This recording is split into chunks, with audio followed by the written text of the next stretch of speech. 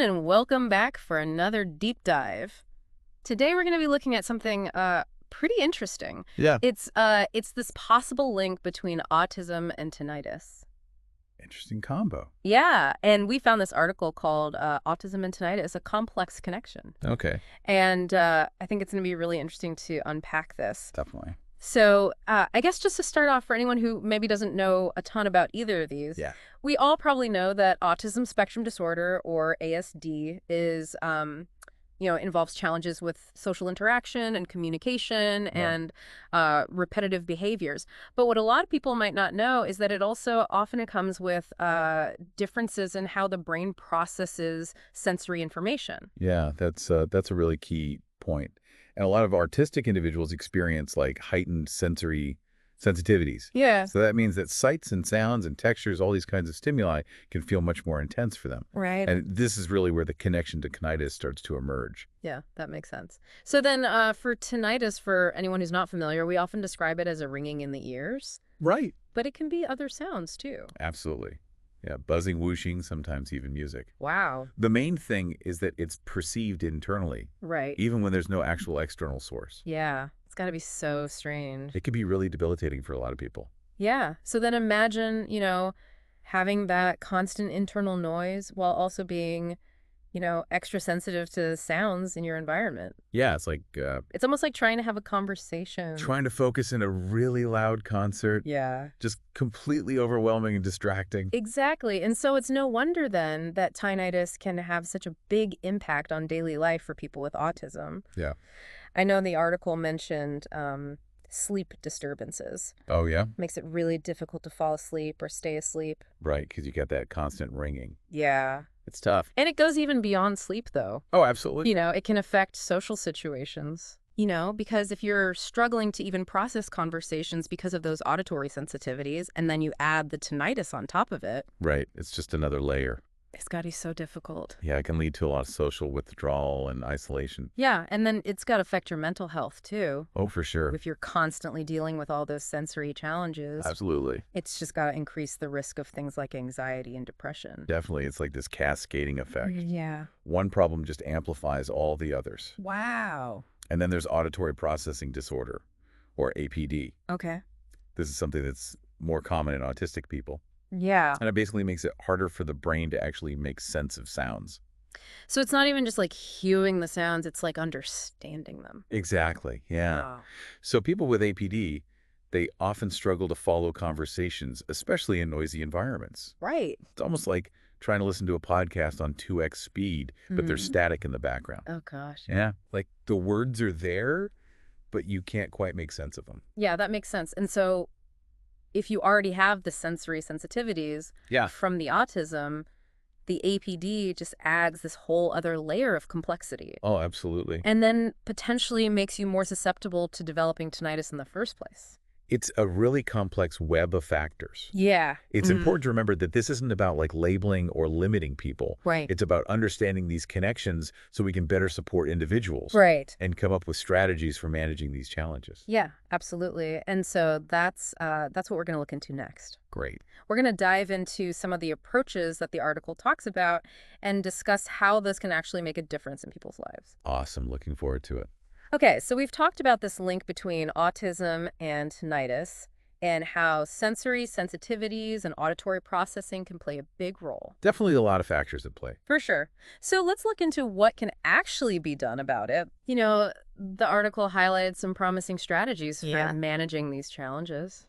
Absolutely. And I think one thing that's important to remember is that there's no one-size-fits-all solution. Yeah, Every person's experience is going to be unique. makes sense. So the approach has to be really tailored to their individual needs and sensitivities. Yeah, that's like you wouldn't prescribe the same glasses for everyone. Exactly. So why would we expect one solution to work for everyone with this? Makes sense, right? Yeah. So the article mentions hearing aids as a possible option. Okay. And I know they're typically used for hearing loss, Right. but they can sometimes help mask the perception of tinnitus. Yeah, sometimes it's about shifting the soundscape Okay. rather than just amplifying everything. Yeah. So the idea is by introducing those external sounds, it can help the brain focus less on that internal tinnitus. Okay, so it kind of gives the brain something else to pay attention to. Exactly. But of course, it won't work for everyone, Right. and it's always important to consult with an audiologist. Right, to see if it's even a good option. Yeah, for sure. So what about things like cognitive behavioral therapy or CBT? Okay. Yeah. I've heard that can be helpful for managing anxiety and negative thought patterns. Right. But how does that apply to tinnitus?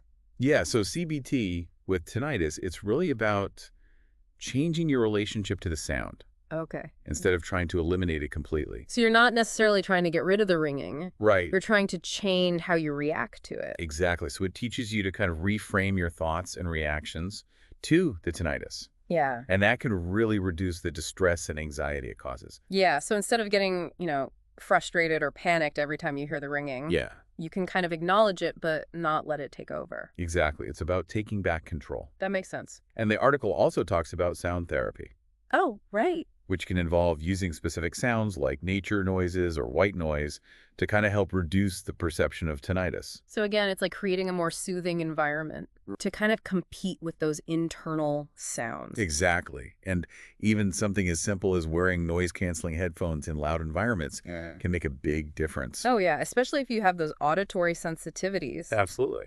It's like being proactive about managing your sensory input. Yeah, for sure. Especially in situations where, it might be challenging.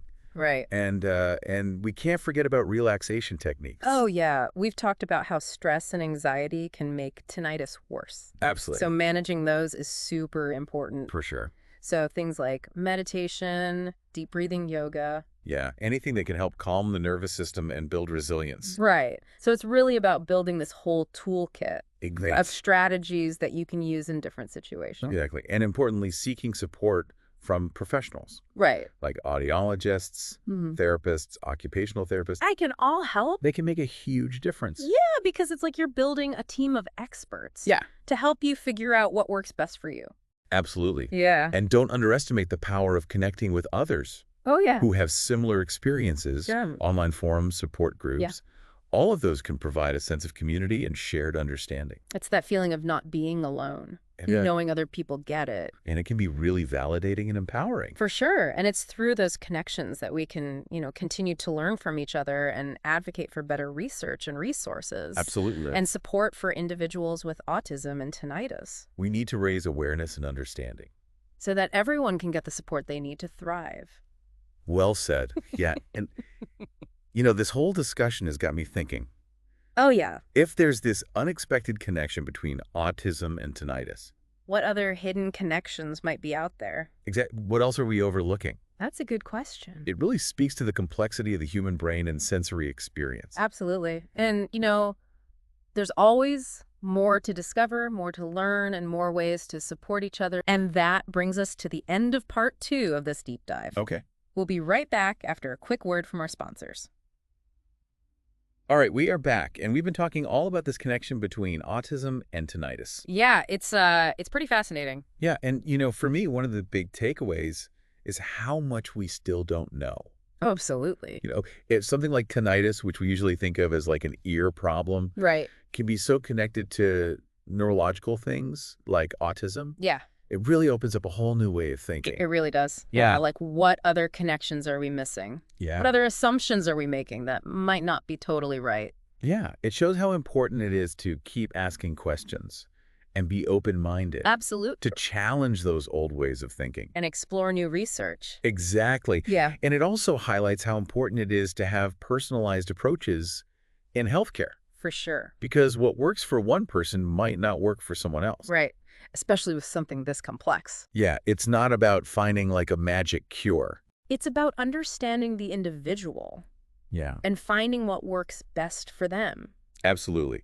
And this whole deep dive has really got me thinking about my own sensory experiences. Oh, yeah, me too. Like, do I find some sounds soothing and others irritating? Yeah, like how do different places affect my focus Yeah. or how I'm feeling?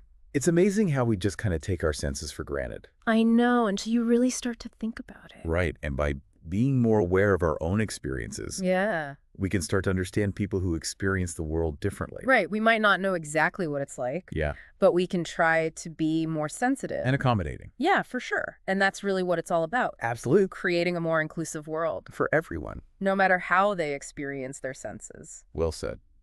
And that brings us to the end of our deep dive. I hope this was as interesting for you as it was for us. Yeah. And this is just the start. There's still so much to learn about the brain and our senses. So keep asking questions. Keep exploring. Keep diving deep. And who knows what you'll find. You never know what's out there. Thanks for joining us, and we'll see you next time.